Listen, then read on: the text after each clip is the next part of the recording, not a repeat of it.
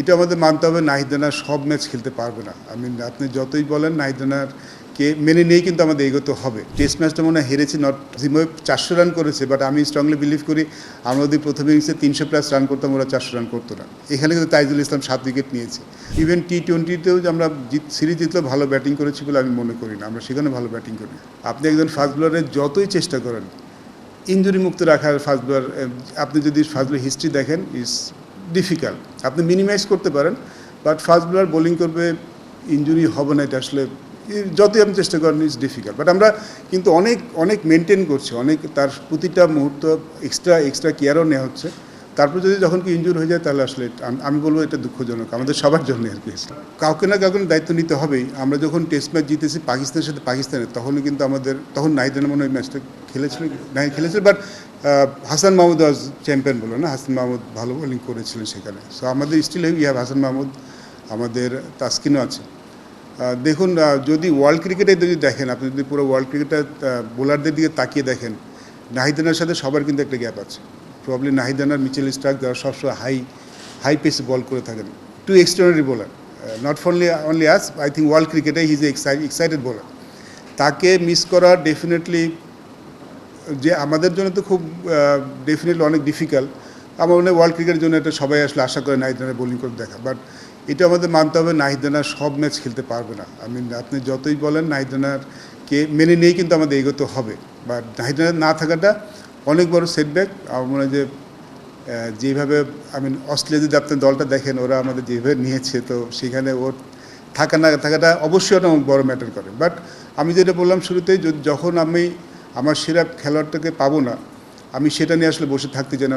অনেক আমরা যখন সিরিজ যাবো, আমার হাতে যেটা আছে আমি মনে করি আমার এটাই বেস্ট, এটা নিয়ে আমাদের তো যখন টেস্ট ম্যাচটা পাঠিয়েছি, আপনি দেখেন যে এখানে কিন্তু আমাদের রেগুলার ব্যাটসম্যান সেখানে কিন্তু আমরা হাত দিইনি। It's about bowling. আমরা প্রথমে ক্লিয়ার করেছি আমরা বোলিংটা, আমরা আমাদের মূল বোলারদের বাড়তি সতর্কতা হিসেবে, যদি তাদের ওয়ার্কলোড ম্যানেজমেন্ট হিসেবে তারা অ্যাভেলেবেল ছিলেন, বাড়তি সতর্কতা হিসেবে আমরা খেলাবো না। এবং আমরা টেস্ট ম্যাচটা মনে হয় হেরেছি, নট জিম্বাবুয়ে 400 রান করেছে, বাট আমি স্ট্রংলি বিলিভ করি আমরা যদি প্রথম ইনিংসে 300+ রান করতাম, ওরা 400 রান করতো না। এখানে কিন্তু তাইজুল ইসলাম 7 উইকেট নিয়েছে। সো আমরা টেস্ট ম্যাচটা হেরেছি বিকজ উই ব্যাটেড ব্যাডলি, খুব বাজে ব্যাটিং করেছি বলে হেরেছি। সো এখানে এক্সটার্নাল প্রেশার আসার কথা না, আসেনি।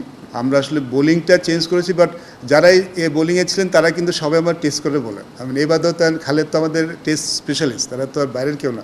হাসান মাহমুদ তো টেস্ট রেগুলার প্লেয়ার। সো সেখানে আমাদের বোলিং অ্যাটাকটাও কিন্তু এমন না যে আমরা নতুন কাউকে ট্রাই করেছি, আমাদের পরীক্ষিত বোলারাই খেলেছেন। But it's not about bowling, আমার মনে হয় যে ইটস অ্যাবাউট ব্যাটিং। আমার ফুল সিরিজটাই, আপনি টেস্ট বলেন, ওডিআই বলেন, ইভেন টি-20তেও যে আমরা সিরিজ জিতলেও ভালো ব্যাটিং করেছি বলে আমি মনে করি না, আমরা সেখানে ভালো ব্যাটিং করি। সো না, প্রেশার আসেনি।